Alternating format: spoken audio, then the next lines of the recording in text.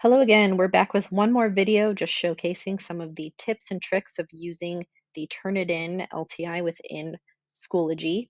So the first thing is you may notice when adding a standard assignment that the LTI or external tool symbol appears right down here at the bottom with some of these other options like linking. So you can add an external tool this way. However, I highly recommend against it for Turnitin. It creates some problems on the back end and it seems to duplicate the assignment.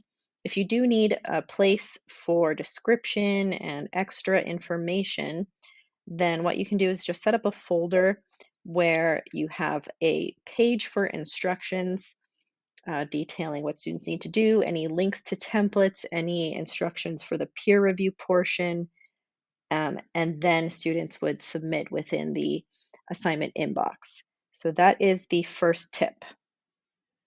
The next tip is when you are creating an assignment as an external tool here, and you've got everything set up, like grading, your points and your due date here need to match what you set up in the assignment inbox. So it's very important because students are notified by this due date, but Turnitin functions with the due date that you set within the inbox.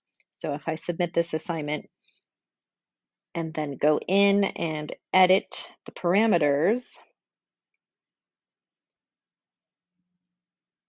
I want to make sure that that grade point and the due date matches what I put in on the Schoology side. So all of that needs to match up so that it makes sense to the students and it makes sense within the due dates and the gradebook categories that you're putting it in. And the final tip is that you've got some additional features within the assignment inbox after students turn work in and you've done some scoring. So you have this feature where you can download the grade report or the list of who submitted assignments. You have the grade mark PDF if you need to see any of that additional metadata on the files. You also have analytics here on this middle tab, and that just sort of gives you some overview data of how many students had similarity scores and what percentage, and so on. So those are some helpful additional features within the LTI as well.